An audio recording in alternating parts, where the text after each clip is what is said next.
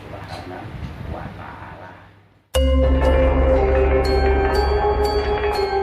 Assalamualaikum warahmatullahi wabarakatuh. Alhamdulillah pada malam hari ini ya, sudah tanggal 1 sebenarnya, tanggal 1 bulan 1 baik dalam kalender Jawa Islam.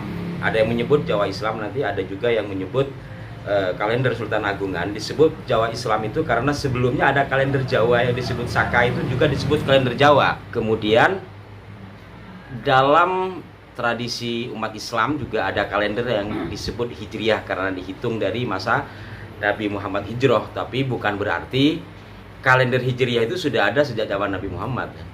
Kalender Hijriyah itu ada sejak masa Sayyidina Umar ibnul Khattab. Kalau dalam sejarahnya di beberapa literatur, baik itu dalam buku sejarah atau dalam yang berbahasa Arab, disebutkan pada masa awal-awal masa pemerintahan Sayyidina Umar, itu kan beliau khalifah yang kedua. Perkembangan Islam sudah masuk, sudah cukup meluas, otomatis surat menyurat juga sudah banyak. Pada saat itu banyak surat yang datang dari gubernur-gubernur, gitulah kalau istilah sekarang mungkin, tetapi tidak jelas tahun kapan. Yang ada sebagian dari surat-surat itu tertulis bulan, umpamanya Rabiul Awal, Muharram umpamanya, tetapi tahunnya tidak ada, sehingga tidak ketahuan ini surat baru atau surat lama. Dari sinilah kemudian para sahabat berdiskusi untuk mencipta kalender atau sistem Pranata Mangsa sendiri, sehingga diputuskanlah akhirnya menggunakan tanggalan yang akhirnya disebut tanggalan Hijriyah. Itu pun tidak serta-merta, karena nanti ada usulan dari sahabat yang lain, bagaimana kalau kita hitung penanggalan kita ini dari Kanjeng Nabi lahir yang disebut dengan tahun gajah. Kemudian ada yang mengusulkan sejak Nabi diangkat. Kemudian ada juga yang mengusulkan ketika Nabi wafat, lalu ada yang mengusulkan ketika Nabi hijrah.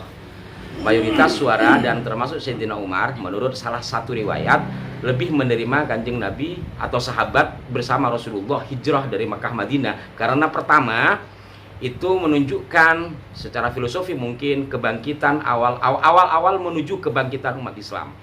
Sebab untuk titik awal segala sesuatu itu kan perlu perbandingan. Ketika Nabi lahir itu tahun gajah. Tahun gajah itu ketika Abraham menyerang Mekah dan hendak menghancurkan Ka'bah, itu tahun berapa? Kalau mungkin istilah sekarang Masehinya sebagai perbandingan. Maka karena tidak ditemukan dan lebih masuk akal atau lebih mudah diterima, diputuskanlah hijrahnya Rasulullah bersama sahabat dari Mekah ke Madinah sebagai penanda awal adanya tahun Hijriyah. Adapun sistem yang dipakai menurut salah satu riwayat, mungkin nanti ada riwayat lain yang menyebutkan, itu menggunakan tradisi yang berkembang di Arab pada saat itu, yaitu menggunakan lunar system. Kalau orang Madura bilang tuh lunar system, perputaran bulan ya, menggunakan perputaran bulan. Dan satu pendapat juga mengatakan nama-nama bulan yang ada dipakai hari ini seperti Muharram, kemudian Rabiul Awal, Rabiul Tsani, kemudian Ramadan, itu juga sudah ada dari sebelumnya. Dan di sebagian kaul juga mengatakan pada masa sebelum dibuatnya sistem penanggalan Hijriyah itu kebiasaan orang Arab pertama menggunakan sesuatu itu sesuai dengan peristiwa, seperti Rasulullah lahir bersama dengan tentara gajah. Lah ini juga ada kesamaan dengan kita. Sama kapan kamu lahir? Mbah-mbah kita dulu bersamaan dengan Gunung Agung meletus. Kalau di Madura itu Gunung Agung meletus, mungkin Krakatau meletus. Belakangan ini kalau di kampung saya dulu, kapan kamu lahir? Itu berbarengan dengan kereta api lengser. Itu di kampung saya dulu masih ada kereta api lengser. Jadi mungkin tradisi itu mendunia ya, bukan hanya di Arab. Kemudian ada keselarasan nama-nama bulan yang sebelumnya sudah ada ketika dipakai menjadi sistem Hijriyah. Ini hanya kilasan saja terkait adanya penanggalan atau sistem kalender Hijriyah. Sementara penanggalan kita yang disebut Sultan Agungan, saya menggunakan kalimat Sultan Agungan ini karena saya menggunakan dari situs resmi Keraton Jogja. Kenapa disebut Sultan Agungan? Karena memang Sultan Agung yang mencetuskan. Dan untuk membedakan dengan sistem kalender sebelumnya, yaitu Saka.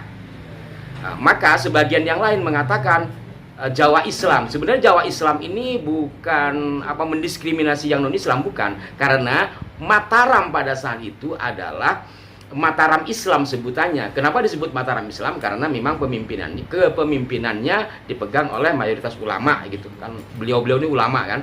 Sementara di masa lalu ada Mataram non-Islam gitu, Mataram kuno. Maka diistilahkan. Jadi peristilahan ini bukan istilah sekarang itu bukan politik identitas, bukan, lebih kepada mempermudah bahwa ada Mataram kuno, kemudian ada Mataram Islam, maka ada sistem penanggalan Jawa kuno, ada sistem penanggalan Jawa Islam. Dan saya lebih cenderung karena khawatir terjebak pada politik identitas lebih cenderung menggunakan kalender Sultan Agungan. Dan itu kenapa Sultan Agung menggunakan hal itu? Ya seperti yang saya ulas kemarin di Arah 9, sekilas aja. Ya pertama untuk menyelaraskan hari raya keislaman yang digelar di Keraton Mataram pada saat itu. Sebab sebelumnya menggunakan tanggalan Saka itu kan sistem penanggalannya menggunakan matahari.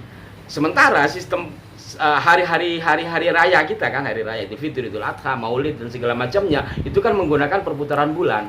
Maka menggunakan namanya tahunnya tidak dirubah, hanya dilanjutkan, kemudian sistemnya yang dirubah, kemudian beberapa nama juga dirubah terkait dengan nama hari, kemudian juga nama bulan, yang mana nama bulan ini juga disesuaikan dengan nama-nama bulan Arab atau Hijriyah, tapi dengan pelafalan Jawa.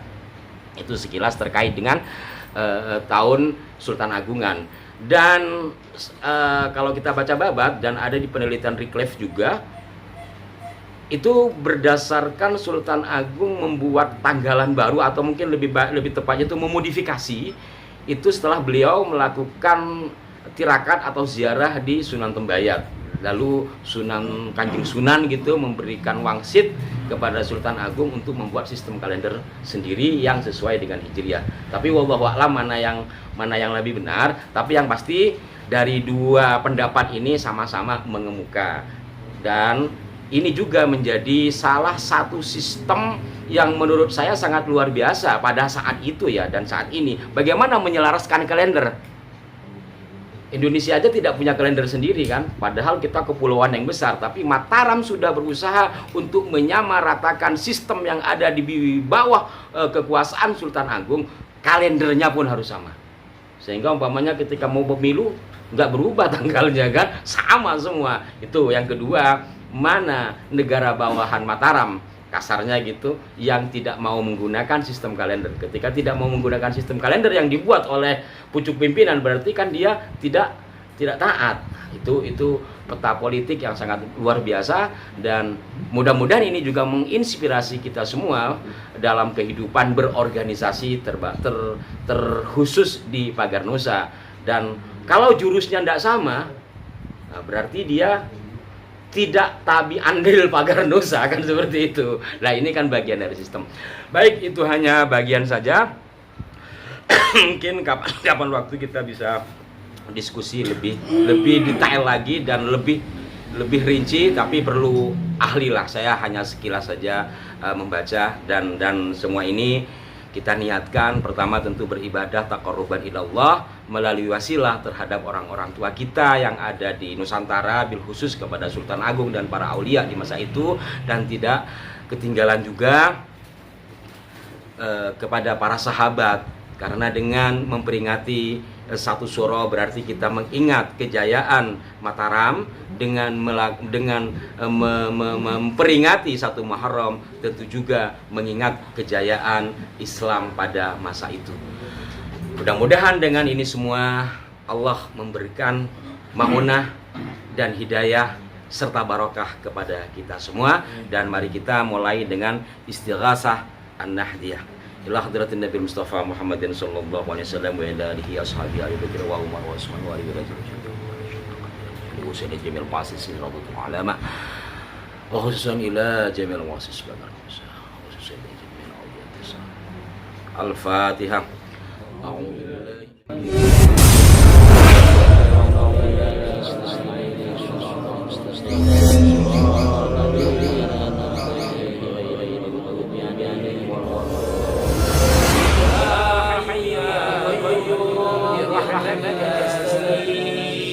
يا